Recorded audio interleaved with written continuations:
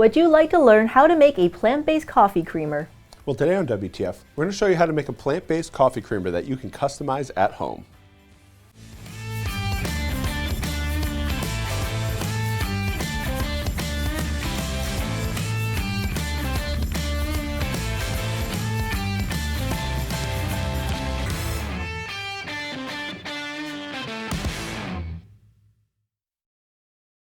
Hello and welcome to WTF, where we transform food here in the Modernist Pantry Test Kitchen. I'm Chef Scott Guerin.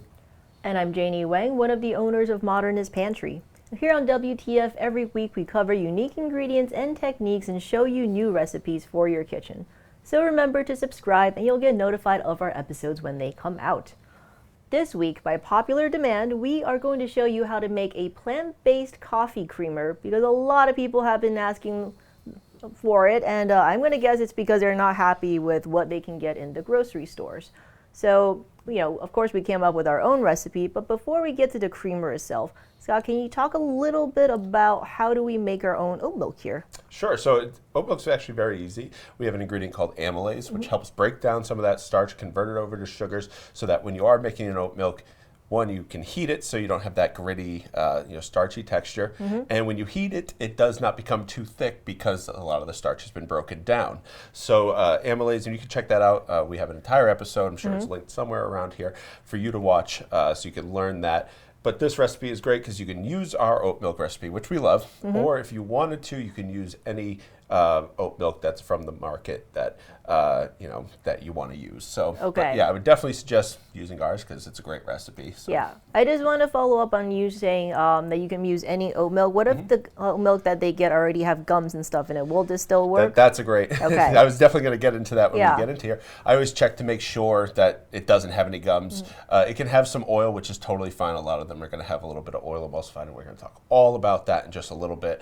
But any gums then will, possibly cause issues, and not in a bad way. It just may be too viscous, too thick, and not creamer-like. So I would definitely suggest going with one that is as natural as possible, like the oat milk that we make here. Yeah, and it's so easy. There's no reason really not to make your own at this point. So let's go through how do you take this kind of, really flavorful homemade oat milk and thicken it up enough and give it the right properties to make it into a creamer. Yeah, so that's the thing, and we can get right into the demo here. So we have our oat milk, and I'm just going to pour it directly in. We love our oat milk here, like I said before.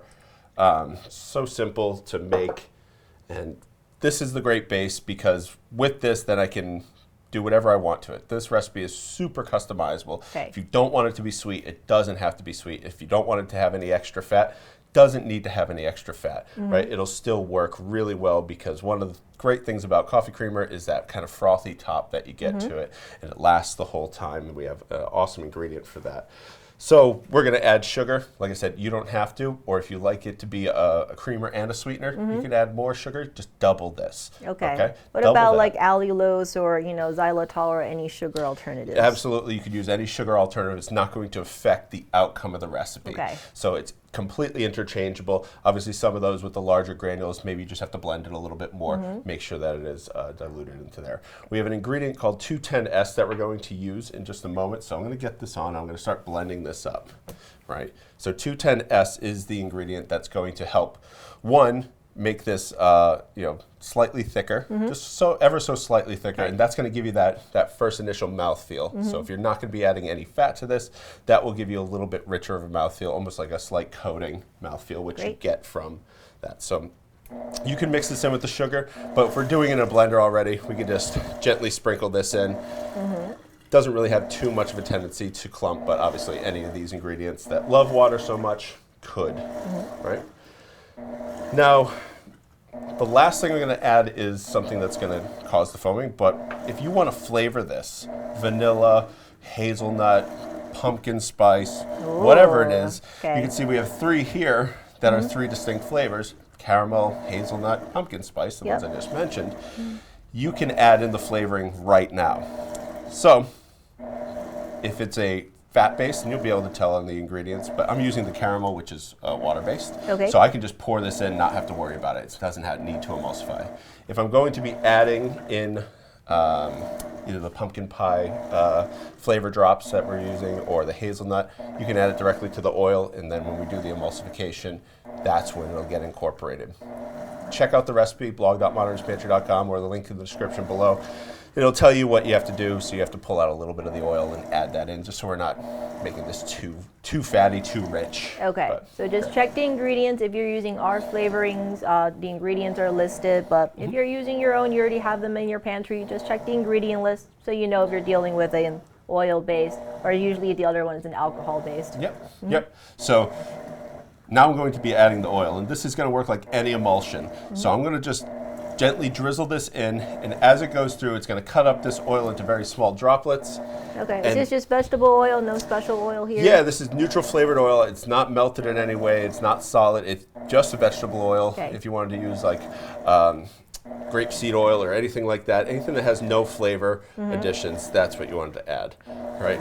So yeah, and what you're doing here is really interesting, because I think a lot of times what we hear from people is when they see a milk and then plus an oil, they think the oil is in there as a filler, right? Less milk, more oil, and it somehow feels inauthentic to them. Yes. Can you talk about like what exactly is the oil doing here? Like why are we adding it? So the amount of oil that we're adding to this recipe is akin to about 5% fat content that you would find in a dairy milk. Okay. So that fat content adds so much richness and like mouth coating flavor or mouth coating texture that when you add it to the coffee, you're going to get that feeling that this is a more rounded dairy based milk, but it's not.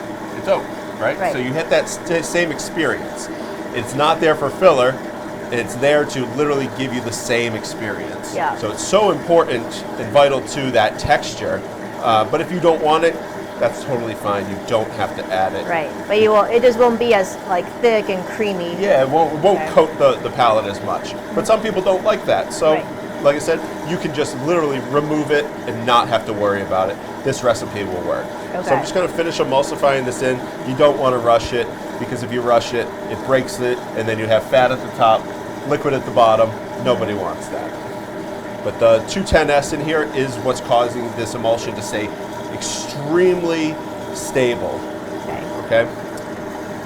And if anyone's ever watched WTF, or if this is your first time, 210S is an ingredient that allows for really great dilution. So I can make this and then add it to the coffee, and a lot of emulsifiers just can't take on that much water, and it completely separates. But 210S is the best that we've found for dilution. So I can add this in, stir it up, and you're not going to get this thick, fatty film on top, right? Yep. We don't want that. It's one of our favorite ingredients. We use it a lot here. Yes. So this is VersaWhip, and this is kind of like the key. You get a little bit of foam, but I'm going to add that, stir it, and it's going to dissipate. Okay. VersaWhip is a soy protein that, like I said, you don't have to add this, but this makes for the best frothing, foaming, at-home recipe that we've found.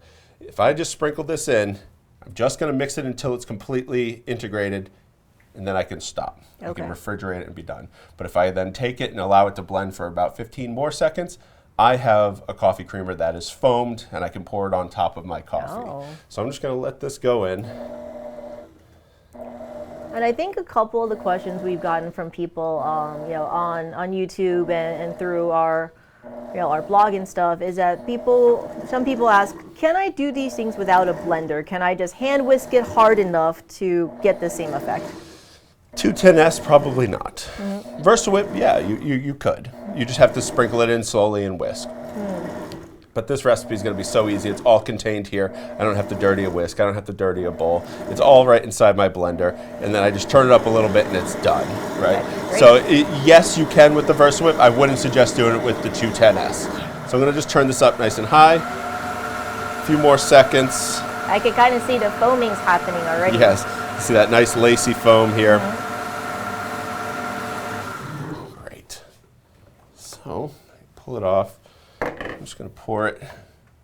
You can see that nice foam that's on top. And you can allow it to go more. You're going to get more foam. Yeah, there's already a lot of foam in here. And the good thing is that it's stable, right? So it'll last a long time. And you can see it come out and go right on top. Ooh. If you want to do latte art, you can do it. We don't know how to do it, so we don't know how to do it. Just a little stir, and you'll see that it starts to mix in really beautifully, and that foam stays on top. You have a gorgeous cup of coffee that's flavored, you know, to your liking, sweetened to your liking, fatty to your liking, all those things. Any of the flavor drops work. So if you wanted to even make an espresso flavored coffee creamer, you can make it a little bit more coffee flavored. We have tons of different flavors and they all work for this. So super customizable. And Janie, if you want to try the cup of coffee, or I'll try it since you don't really like coffee. Oh, I love coffee. You do? Yes. Okay, well then. All right, but I will try it. Oh, you can totally see like this is not dissipating at all. Yep. It's really nice. Yep, it's so creamy, it's rich, and it's great mouthfeel. You know, the foam, it's, for me, just sweet enough. I don't like it too sweet. So, you know, this is definitely a base recipe, like you said. You can do whatever you want with it as long as you have the 210S and the VersaWhip if you want to have the foam. Yeah. Right, so everything else is you can kind of play around with, which is great. And of course, I know you've been waiting to hear about this week's giveaway, which is going to tell you how you can win the ingredients VersaWhip and 210S so you can play around with it in your kitchen. And in order to enter to win, leave in the comments below maybe some other kind of dairy-based product that you would like to see us try to tackle. I know we've done a lot of them, but they're super fun and we can't wait to get challenged with something else. So I think that's about wraps it up, right? All right. Well, we're going to go drink some more coffee and do some more research. And so from here in the Modernist Pantry Test Kitchen, I'm Janie Wang. And I'm Scott Garrett.